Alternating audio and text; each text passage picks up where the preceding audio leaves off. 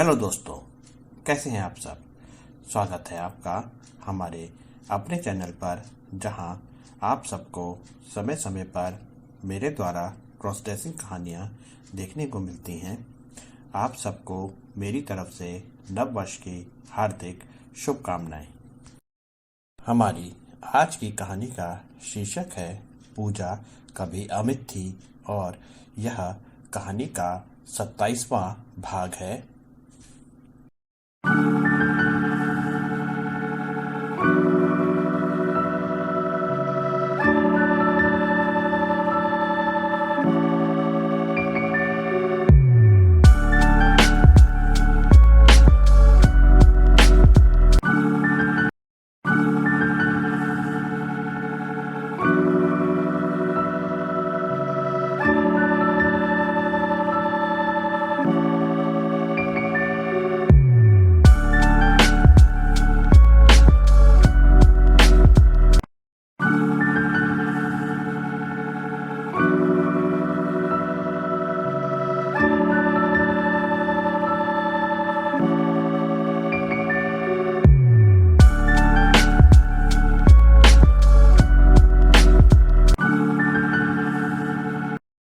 अपनी party makeover के लिए मैंने बहुत सी तैयारी करनी थी और मेरे पास समय कम था।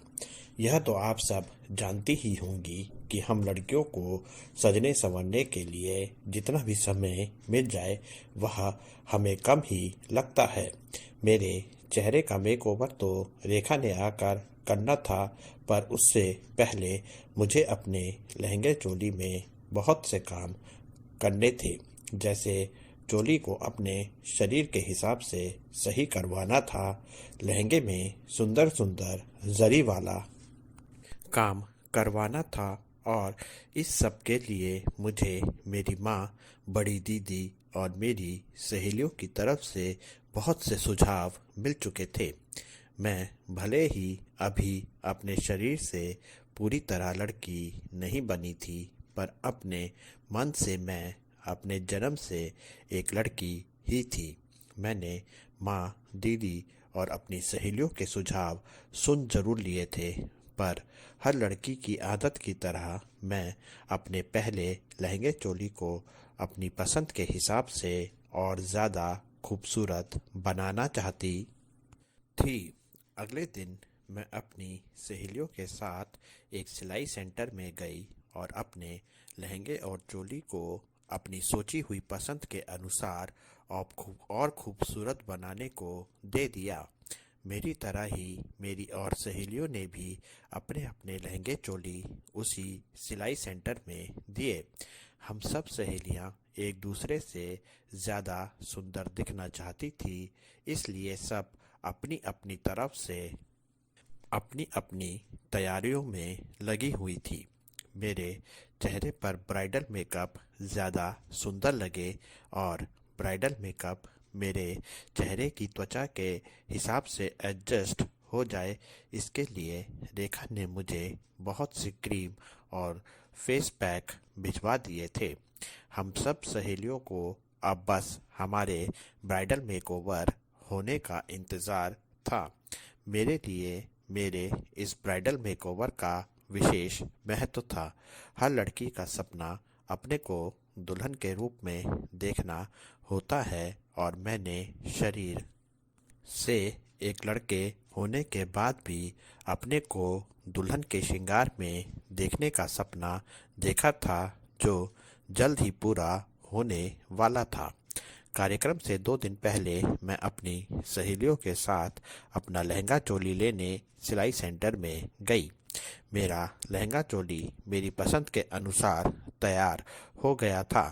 वहाँ मुझे लहंगा चोली पहनने को कहा गया, और फिर सिलाई सेंटर में काम करने वाली लेडीज़ कारीगरों ने बाकी का बचा हुआ थोड़ा सा काम मेरे लहंगे चोली में पूरा किया। मेरा लहंगा चोली बहुत ही सुंदर लग रहा था, और उस सुंदर लहंगा चोली में बिना कुछ श्रृंगार किए भी मैं बहुत ही खूबसूरत लग रही थी। मेरा चेहरा श्रृंगार की खूबसूरती से नहीं, बल्कि मेरे मन की खुशी से चमक रहा था। मुझे पूरा यकीन है आपका मन भी मेरी इस कहानी को पढ़कर खुश हो रहा होगा और आपके चेहरे पर भी खुशी का वही भाव आ गया होगा जैसा इस समय मेरे चेहरे पर था। आपको ऐसा लग रहा होगा जैसे आपने भी लहंगा चोली पहन लिया हो, जैसे मेरी तरह आपकी सहेलियों ने भी आपको चारों तरफ से घेर रखा हो और हर कोई अपनी अपनी तरफ से आपको और सुंदर बनाने के लिए आपका एक एक श्रृंगार कर रही हो और आप उन सब के बीच हंसी ठिठोली कर रही हो। अपना लहंगा चोली पूरी तरह से तैयार करवा कर मैं घर आ गई। अब मुझे जल्दी थी अपनी पसंद का प्रचार करने की। मैं जल्दी जल्दी अपना लहंगा चोली अपनी माँ और दीदी को दिखाना चाहती थी। मैं माँ और दीदी को दिखाना चाहती थी कि अपनी पसंद का काम करके मैंने अपने लहंगे और चोली को कितना ज़्यादा खूबसूरत बना दिया था। मैं चाहती थी कि उन्हें भी पता चले कि एक लड़की की तरह मेरी पसंद उनकी पसंद से कुछ अलग नहीं है और आज तक अपने लिए जो कपड़े और जेवर उन्होंने पसंद किए हैं उस में मेरी पसंद शामिल ना करके उन्होंने बहुत बड़ी गलती की है। मेरा लहंगा चोली दीदी और माँ को भी बहुत पसंद आया।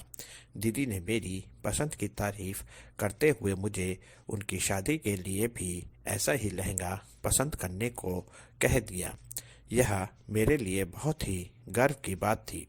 मैंने भी अपनी तारीफ करते हुए दीदी से कहा कि उनकी शादी में उनका लहंगा और उनके ब्राइडल जेवर मेरी ही पसंद के होंगे।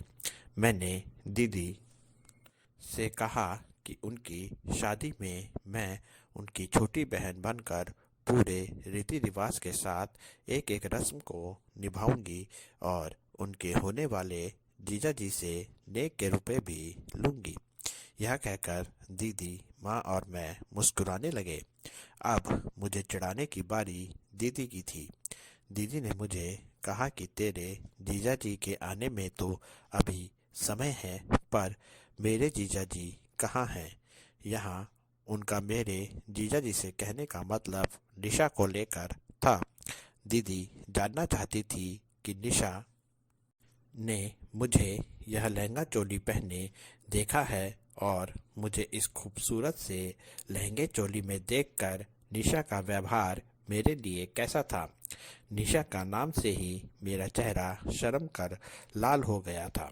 मैंने माँ और दीदी के सामने शर्मा कर अपना चेहरा नीचे कर लिया और मन ही मन मुस्कुराने लगी। मैं दीदी की कही बात से उस समय की कल्पना में खो सी गई थी। मैं अपने मन ही मन में सोचने लगी कि निशा जब मुझे इस लहंगे चोली में दुल्हन के रूप में देखेगी तो उसका व्यवहार मेरे लिए किस तरह का होगा। मुझे शर्माते देखते हुए दीदी माँ से कहने लगी कि माँ देखो, यह तो बिल्कुल लड़कियों की तरह शर्माना भी सीख गई है। कार्यक्रम से एक दिन पहले हम सब लड़कियों को कॉलेज में बुलाने के लिए मैसेज भेजा गया था। कॉलेज रिकॉर्ड में मेरा नाम भी अब पूजा था और उनके रिकॉर्ड के अनुसार मैं एक लड़का ना होकर लड़की थी, इसलिए मुझे भी वह मैसेज मिला था। अगले दिन हम सब लड़कियां कॉलेज पहुंची, जहां हम सबको अगले दिन के कार्यक्रम के लिए कुछ कुछ हिदायतें दी गई थीं। यह हिदायतें हम लड़कियों को महिला अध्यापिकाओं द्वारा दी गई थी। हिदायतें यह थी कि हम सब लड़कियों को घर से ब्राइडल वेशभूषा में अकेले कॉलेज आने के लिए मना किया गया था और घर से किसी के साथ आने को कहा गया था। इसके साथ साथ हमें अपने कॉलेज के लड़के दोस्तों या बाहर के लड़के दोस्तों से भी दूरी बनाकर रखने की हिदायत दी गई थी। कॉलेज में हमारा कार्यक्रम केवल लड़कियों के लिए था, इसलिए घर से एक महिला सदस्य को कार्यक्रम में शामिल होने की इजाज़त दी गई थी। यह सब हिदायतें हमारी सुरक्षा को लेकर था। आपका अपना नयन भास्कर।